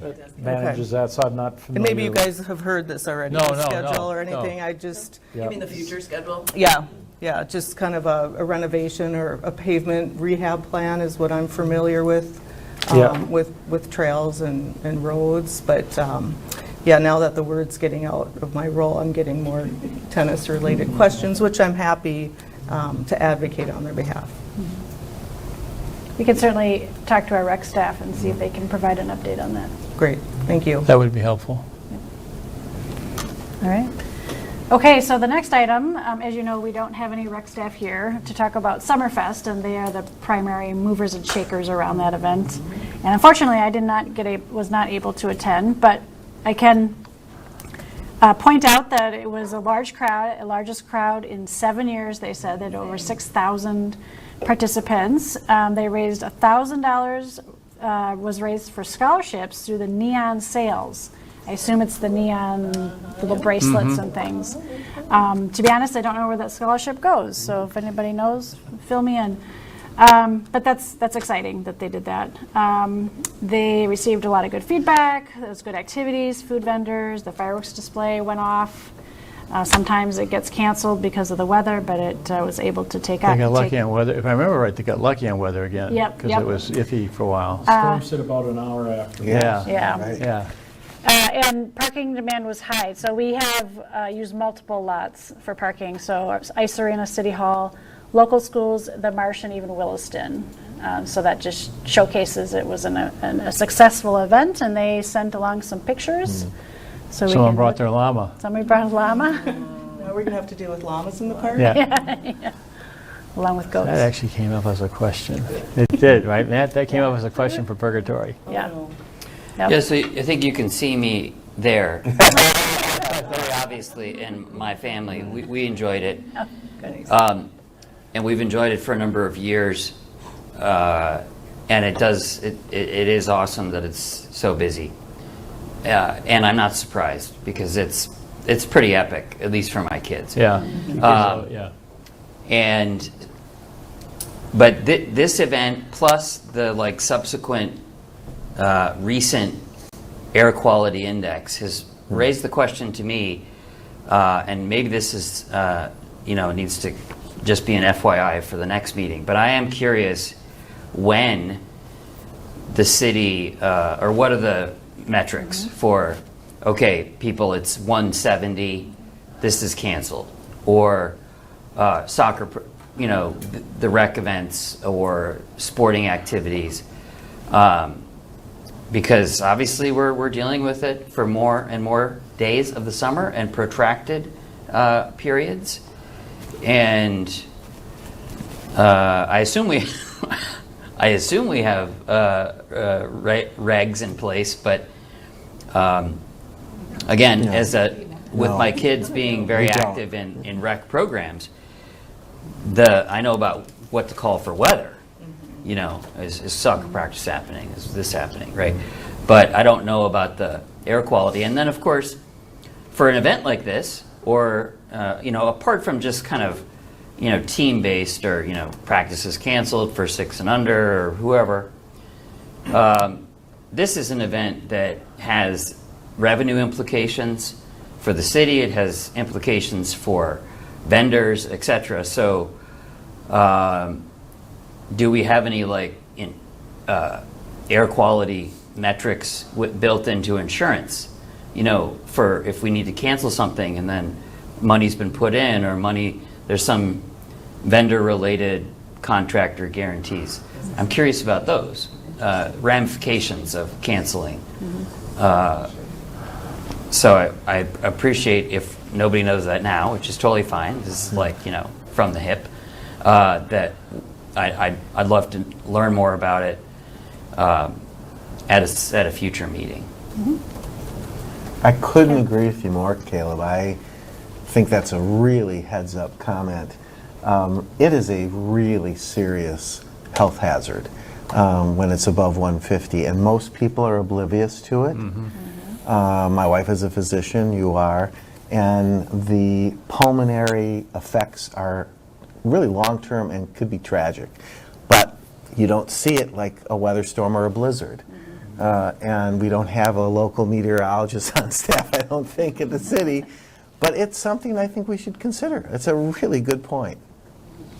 I think schools have it in place now. Well, I was going to say at least for the farmers market, when I ran it, we didn't talk about air quality per se, but we did, we worked with the fire chief to monitor the weather prior to the opening of the market to know whether or not we should stay open or not. So I would assume, and they did have parameters for when we would not open versus when we would stay open. I would assume they have something about air quality, but again, I was never privy to those numbers, and I don't know who on the staff, but I would assume somebody in the rec department has that information. Air quality is part of the weather.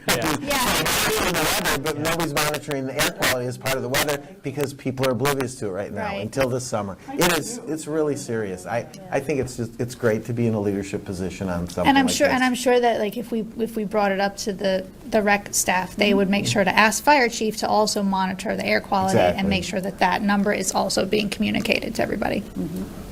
Yeah. Okay. Thank you. Upcoming meetings? Yep, upcoming meetings. So I'll have Matt pull this up. So just a reminder, in September, we have our annual joint City Council Park Board meeting. It's actually technically the Park Board's meeting, and the City Council comes to it. So it starts at 5:30. It'll be a short meeting. We will be doing some project updates, And then the heart of that event is the tour.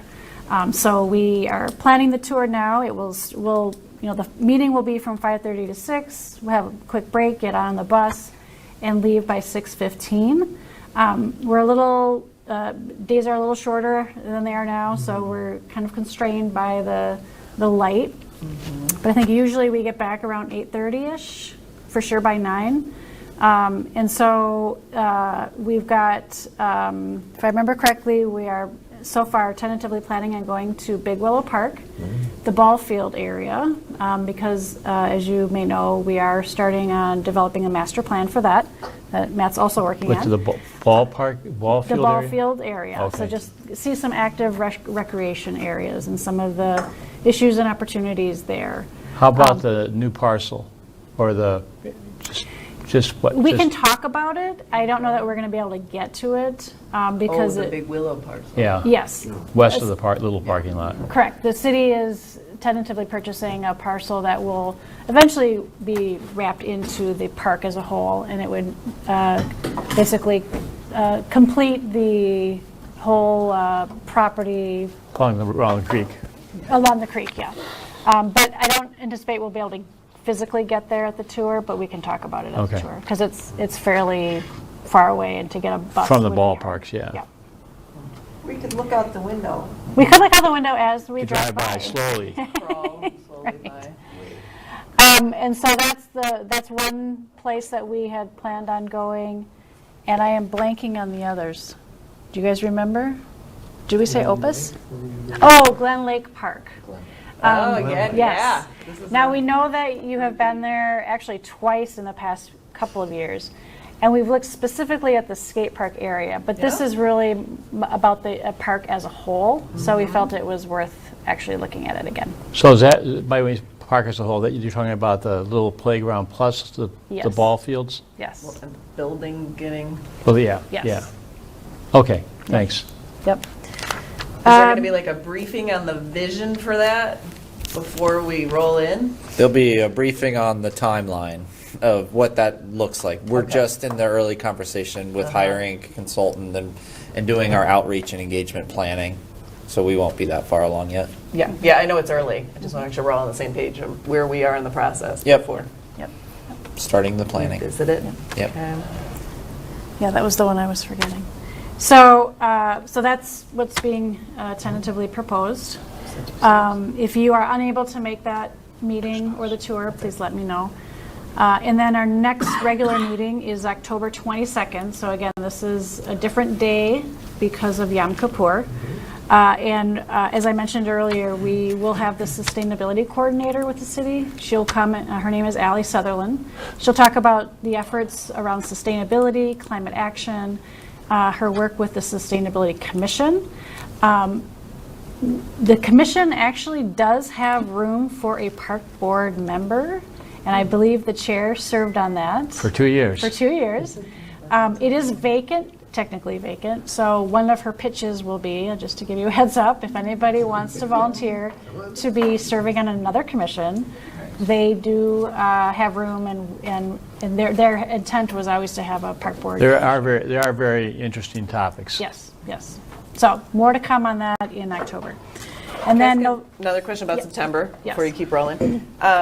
What time does dinner start? Because I always roll in at 5:30 and everyone's like, Oh, yeah. I'm already Yeah, seeing yeah, the meeting. And I'm like, wait, was I supposed to get here earlier? Yeah, me too. 5:15. So When does dinner start? for today or in No, September? it's September. So the meeting starts at 5:30. Yeah. So what happens is people come early, get their dinner, What sit down. time's dinner start? So I believe dinner, we will have dinner probably at 5:15. It'll be 5:15. out and ready. Okay. So similar to here, It's like if the it was last one to ready. get there. Yeah. The idea is that the meeting's starting, so you're kind of sitting and having your meal already, so. And I came at the 5:12 start today, and 3 people were already almost done eating. So, And it's food's good out social early. time to talk Food's out to early. folks on the Yes. council too, right? Yeah. It's a good 15, 20 minutes. Yes. Yeah. Chat it up with them. So just for the new park board members, again, this meeting it's technically a park board meeting, so the park board chair will actually run the meeting, and then the council is a participant, so no actions are being taken. It's just project updates, and then we'll go on the tour together. So it's a nice time to socialize with the council. And I think it's fair to say the council tends to predominate the comments, because it's their chance to Yeah, they can weigh in. engage with the Previous park years, board. we've asked them for a decision. Like, are there any decisions we need, or no? I think that's why we get a lot of comments. Like, a sticky point is this whole off-leash dog thing. Is that Off the table? The intent is it would be an update. Are we going to get all on the same? Could be an update, Is that one but of the no update decision, topics? no Are we on the actions same being taken. page? Well, actually, since that's a good question. My understanding is it's coming back to the council on the August 28th, Fifth. right? There's something coming back to the council on the Yes, 28th. I think it's the 25th. Whatever. It's coming. 25th. 25th. I'm sorry, 25th. That makes more sense. But that's still, there's going to have been no public comment. I'm assuming when there's finally a plan, the council has to allow public comment on the plan before they vote, or not? That is not, we have not been given any direction related to that, so I can't answer that question. I don't think Matt can either. We haven't been told what will happen, what the procedures will be. Okay. That's up to the council. And All hopefully right. they will make it clear at their next meeting. And So the you guys scope are- is still just purgatory? Yep. Yeah, all they're working on. Not any extras beyond that Just yet? looking at purgatory. Not right now, yep. Okay. Okay, that's interesting. Okay. Is that all for the meeting schedule discussion? Just a couple more. So I talked about October. So November, as I mentioned earlier as well, we will be bringing the Park Board strategic plan back to the Park Board to review and comment and edit as needed. And then also developing a 2026 work plan. Starting last year, our city council asks that each commission report, do a kind of a year-end report. So you weren't chair last year, Chair Ingram, so you didn't do it, but this year you might be tapped into doing that along with me. Actually, what was weird, I think last year I went with Kelly because it was presented, and maybe Chris wasn't available or I something? think Chris wasn't available, yes. So that comes in next year, but to get there, we'll need to revisit the strategic plan and develop a 2026 work plan. So that'll happen in November. The idea is that would likely be brought back. So November, we would get feedback and discussion, and then December, it would get basically adopted by the Park Board. So those are the meetings for this year. Just a couple of other events. So really just the farmers market. It's continuing to take place at the Marsh in the parking lot. I know there's been some feedback about just challenges with, definitely there's road construction, as you all know. Can make it a little hard to get into sometimes, and then some parking issues. I personally have been going to it, and I know if I park on the other side, the west edge, or west end of the parking lot, I've never had trouble getting a parking spot, but it means you have to walk a little ways. So that continues through September 30th. And then the music in the parks will continue at Ridgedale Commons through August 26th. So that's all I have. Could I ask that you send us a link to the Park Board strategic plan, because I remember we discussed it, but the details are gone. So. Yeah, I can send that out. I know the new Park Board members, it's always a mouthful, have not seen it yet. So I'm happy to send out the copy that we have. Yeah, send it to Oh, everybody. yeah. That'd be Yeah, great. that's a good onboarding document. And It every is, and January. I actually yeah. wrote out notes. We need a better onboarding packet for Let's our add new that. Park Board members. And Yeah, we did.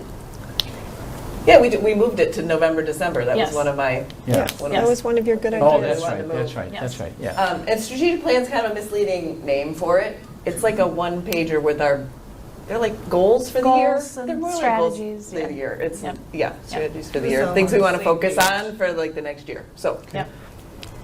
So yeah, I'm happy to send that out. I've collected some other things, the Roberts rules, the slides that were used tonight for the training, I'll send to everybody. That'd be great. Yes, good. I do think we need an onboarding packet for new Park Board members, which we haven't had in the past, so that's on my to-do list. And then retention document. I think someone mentioned having understanding the retention schedule for data. Oh, that was It's me. a lovely Yeah. document. I will happily send it to you, and you guys can And to her have fun point- reading. So I was truly trying to understand whether in my personal email in this iPad, do I need to just leave every document that every letter, email I've received from Yeah. the public? It explains it in the retention document. It Okay. depends on what It the email is about. But IT is capturing them all IT anyway. captures all of the emails. all Because mine always just. And mine disappear very quickly Yeah, from my mine inbox. Yeah, you don't It's wipe going into a out. central It server. goes into retention real It quick. goes into a Yeah, central well, server. that's what I assumed, but I just wanted to make sure. I go back. and You don't look have at to it. delete I it, think but I if it got does, this it's been Yeah. captured. It's in the That's server. why I bring I this. asked that It's some bigger. I months can read ago it. to somebody on Yeah. IT. Okay. ADA thing, bigger screen. That's all I have. Great. Item 9, Park Board member reports. Do any Park Board members have a report to make tonight?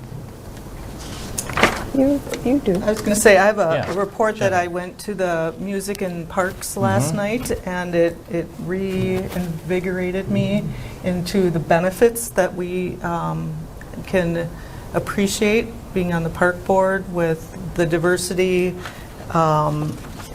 just the mixing of the community together, enjoying that, seeing dogs behaved on leash was wonderful to see. And I would just say it was an overall great experience and made me really proud to be a citizen of Minnetonka. Was it well attended It on was. National Night Out? Because I was I was concerned about surprised. that. I was too. I was a little torn on my loyalties. The Fleetwood Mac pulled me in the right direction for me, and I would say that it was much more attended than I thought.Maybe a little bit of an older crowd, but I will have to say there was multi-generation that were up and dancing. We had a hula hoop girl, and it was. Did you see it? It was fun watching the kids roll down the hill. Yeah, they You know, like the it's hill. just parks are something to be proud of. And It's a I nice think little that venue. they're- Yeah. It's a great venue. So that's my report Good from report. enjoying Very the good. recreation of our city.